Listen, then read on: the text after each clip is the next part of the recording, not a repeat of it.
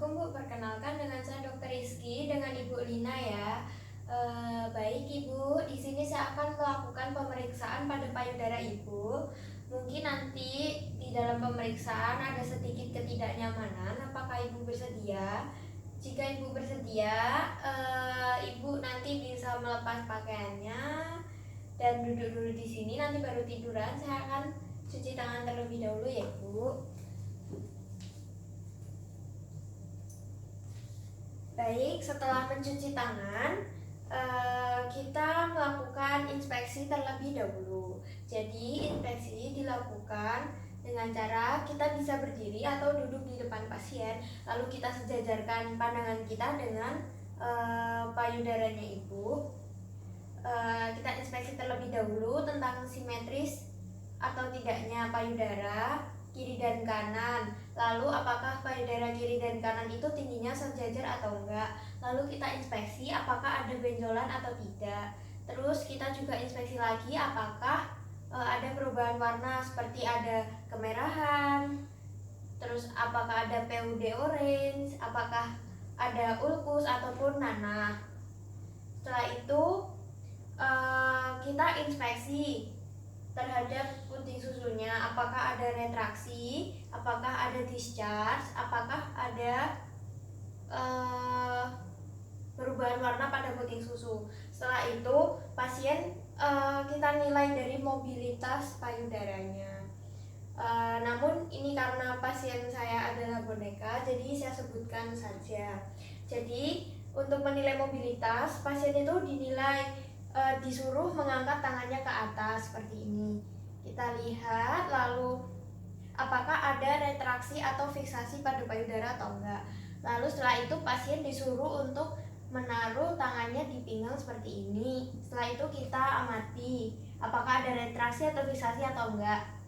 Lalu selanjutnya kita suruh pasien membungkuk di belakang kursi. Pokoknya itu sudutnya 90 derajat. Kita lihat apakah ada retraksi atau fiksasi atau tidak. Baik Ibu, nanti setelah ini Ibu bisa tiduran karena untuk melanjutkan pemeriksaan yang palpasi. Baik, setelah ini saya akan melakukan palpasi pada payudara ibunya. Ibu permisi, setelah ini saya akan melakukan pemeriksaan palpasi. Mungkin agak sedikit tidak nyaman. Nanti Ibu relax saja ya. Saya akan palpasi menggunakan jari 2, 3, dan 4. Nah, kita hangatkan terlebih dahulu sebelum melakukan palpasi. Untuk palpasi sendiri dia ada 2 metode. Yang pertama ada metode kuadran, yang kedua ada metode obat nyamuk. Nah, yang metode kuadran itu dia itu nanti terbagi menjadi medial atas, lateral atas, medial bawah sama lateral bawah. Untuk yang obat nyamuk nanti pemeriksaannya itu melingkar seperti obat nyamuk dari luar ke dalam. Nah, yang saya gunakan kali ini adalah metode obat nyamuk, yakni dari melingkar dari luar hingga ke dalam. Permisi ya Ibu, kita melakukan palpasi di kedua payudara Ibu.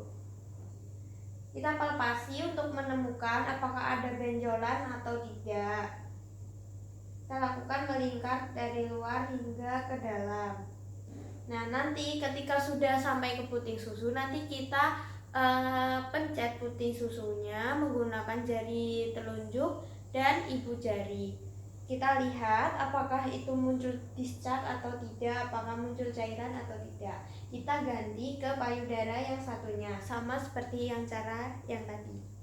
Kita palpasi melingkar dari luar hingga ke dalam. Kita cari apakah ada benjolan atau tidak. Jadi ketika diputing kita juga sama memencet dengan ibu jari serta jari telunjuk. Apakah keluar discharge atau tidak, keluar cairan atau tidak.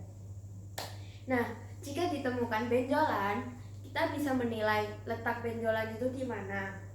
Terus bentuknya seperti apa?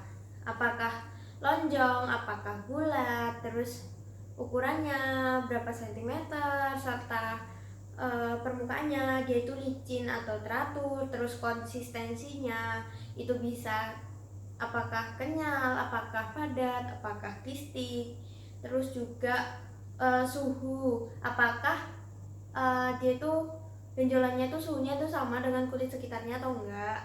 Terus dia bisa digerakkan atau tidak. Terus apakah ada nyeri tekan atau enggak pada benjolan tersebut. Selanjutnya saya akan melakukan palpasi pada kelenjar aksila kanan terlebih dahulu. Nah, untuk melakukan pemeriksaan palpasi pada kelenjar aksila itu, pasien bisa disuruh duduk kembali. Lalu nanti saya akan berdiri di sebelah kanan pasien. Permisi ya Ibu.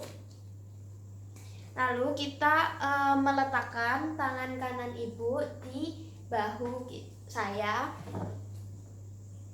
Lalu saya pencet-pencet, kita telusuri bagian aksilanya, kita raba kelenjar aksila kanannya.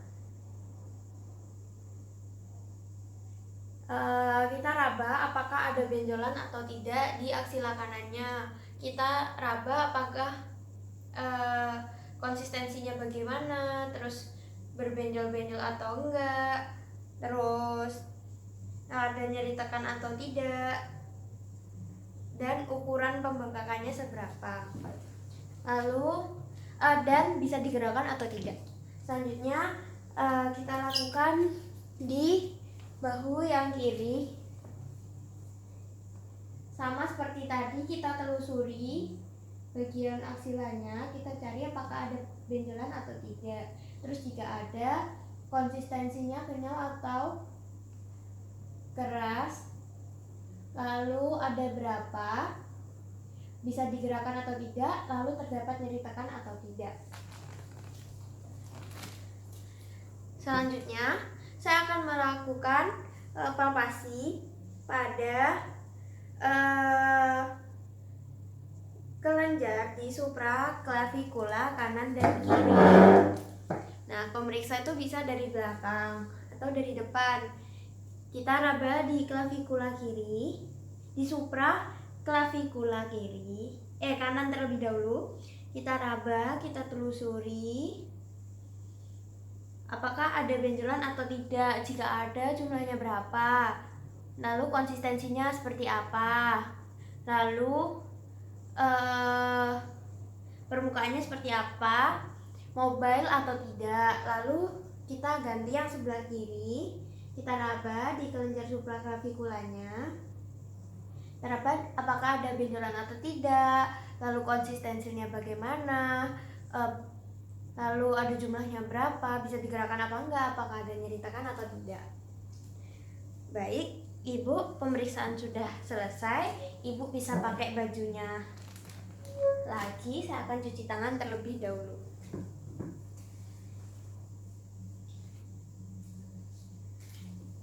Baik Ibu, pemeriksaan pada Ibu sudah selesai. Hasilnya normal semua ya Ibu, tidak ditemukan benjolan di payudara Ibu, serta tidak terdapat benjolan di kelenjar aksila maupun di kelenjar supraklavikula. Baik Ibu, terima kasih atas kerjasamanya. Wassalamualaikum warahmatullahi wabarakatuh.